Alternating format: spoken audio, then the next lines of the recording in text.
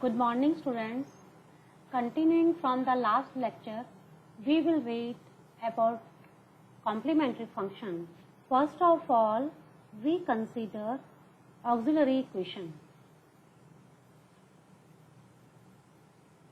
Auxiliary equation dn plus p1 d की power n minus 1 plus p2 d की power n minus 2 plus so on pn into y equal to 0.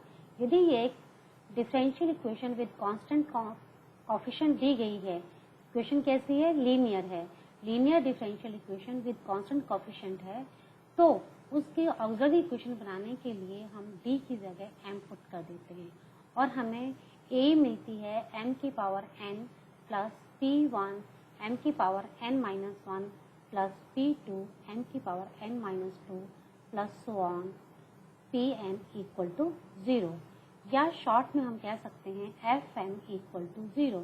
This equation is called auxiliary equation.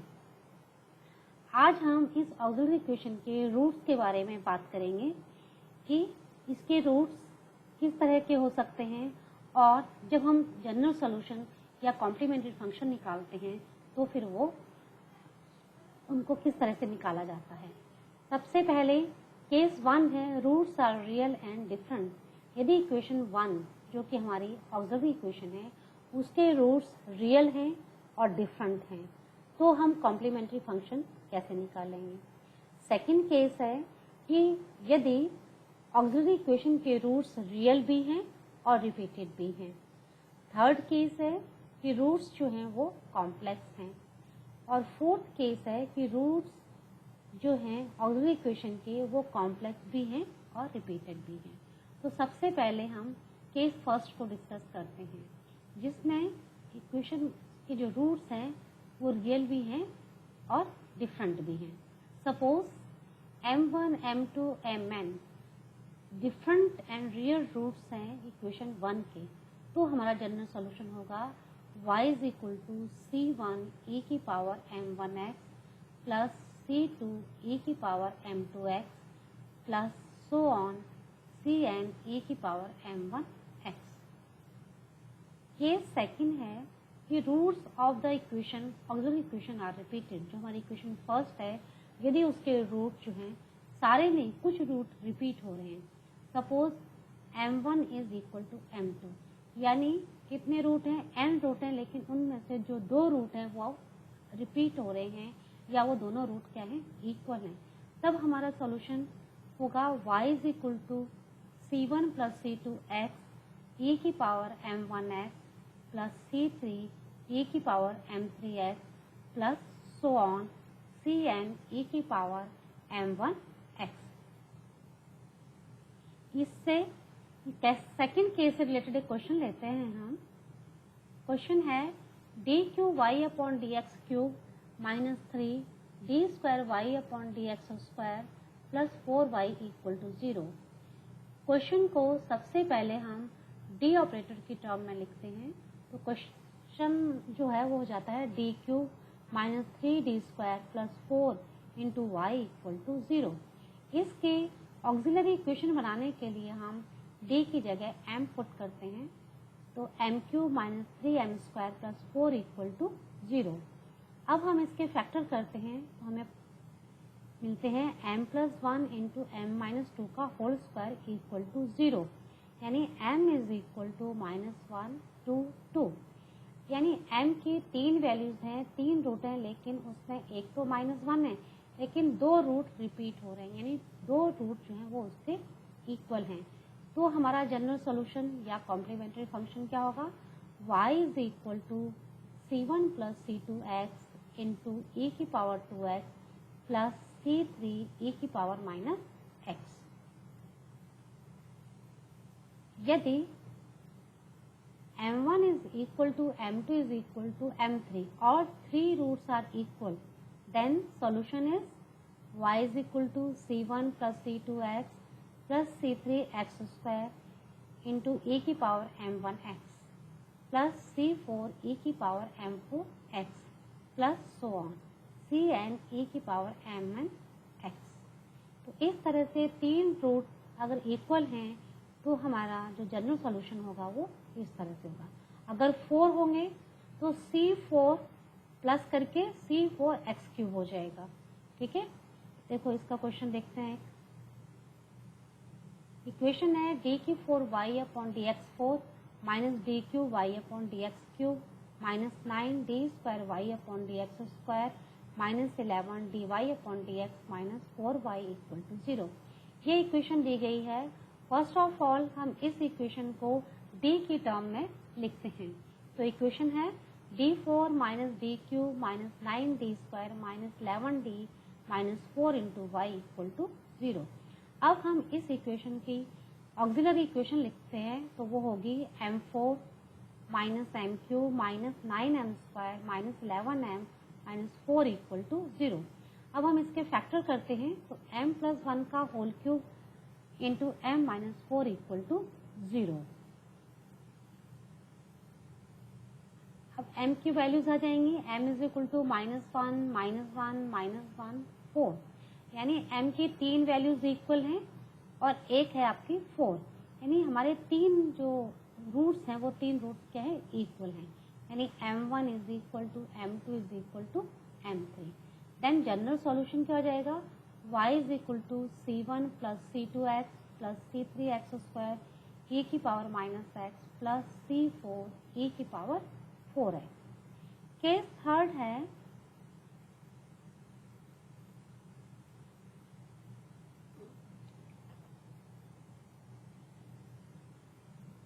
when the roots of auxiliary equation are imaginary.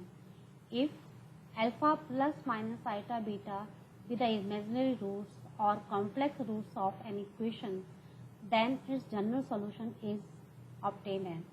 क्योंकि complex root हमेशा pair में होता है, तो यदि alpha plus minus iota beta equation 1 जो कि हमारी ऑक्सिलरी इक्वेशन है उसके रूट्स हैं, तो जनरल सॉल्यूशन होगा y = c1 e⁻α plus iota beta x plus c2 e⁻α minus iota beta x।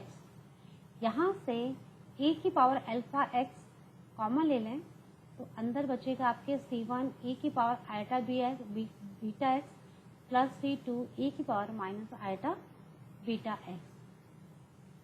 Iota e⁻आइटा बीटा x को हम लिख सकते हैं cos beta x plus iota sine beta x, और e⁻- आइटा बीटा x को हम लिख सकते हैं cos beta x minus iota sine beta x।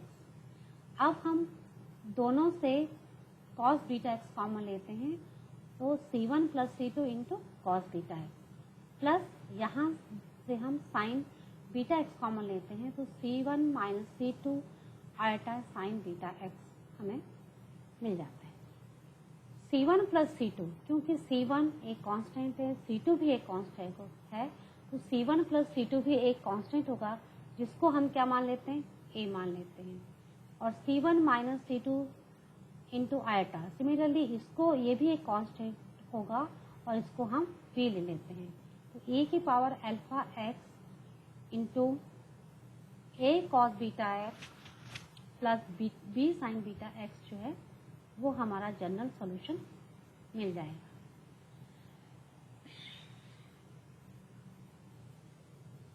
Question है d4y/dx4 plus 5d2y/dx² plus 6y = 0। सबसे पहले इसको हम क्या करेंगे, इसको हम d की फॉर्म में लिखेंगे, यानी d⁴ plus 5d² plus 6 into y = 0। अब हम इसकी ऑक्सिलरी इक्वेशन निकालेंगे तो वो होगी m⁴ प्लस 5m² प्लस 6 = 0। इसके फैक्टर करेंगे तो m² plus 3 into m² plus 2 = 0। m² plus 3 को 0 के बराबर करेंगे तो m² = -3 एंड m² प्लस 2 = 0, तो m² = -2 और m प्लस माइनस आइटा √3 और m प्लस माइनस आइटा √2, यानी m की कितनी वैल्यूज हैं, m √3 iota minus √3 iota. Under root 2 iota minus under root 2 iota, यानी सारे रूट्स कैसे हैं, इमेजिनरी हैं और डिफरेंट हैं। तो y इज इक्वल टू, तो जनरल सॉल्यूशन हो जाएगा हमारा y is equal to c1 cos under root 3x plus c2 sin under root 3x plus c3 cos under root 2x plus c4 sin under root 2x। यहाँ पर real part हमारा 0 है, इसलिए यानी alpha हमारा 0 है, इसलिए e की पावर अल्फा x का मतलब 1, तो इसलिए यहाँ पे हमारे पास e हमें नहीं दिखाई दे रहा है क्योंकि उसकी वैल्यू कितनी हो गई, 1 हो गई। तो इस तरह से हम जनरल सॉल्यूशन निकाल सकते हैं यदि हमारे रूट कैसे हैं, कॉम्प्लेक्स हैं। फोर्थ केस है when the roots of auxiliary equation are repeated complex, यानी वो कॉम्प्लेक्स भी हैं या इमेजिनरी भी हैं और वो क्या हो रहे हैं, वो रिपीट भी हो रहे हैं। If auxiliary equation has two equal pairs of imaginary roots, if alpha plus iota beta and alpha minus iota beta occur twice, then general solution is obtained है। क्योंकि इमेजिनरी जो रूट है वो हमेशा पेयर में होते हैं, यानी प्लस माइनस, जब वो रिपीट होंगे तो इसका मतलब प्लस वाला 2 बार आएगा और माइनस वाला भी 2 बार आएगा। तो इस स्थिति में हमारा जो जनरल सोल्यूशन होगा वो होगा y is equal to e की power alpha x into c1 plus c2x cos beta x plus c3 plus c4x into sine beta x।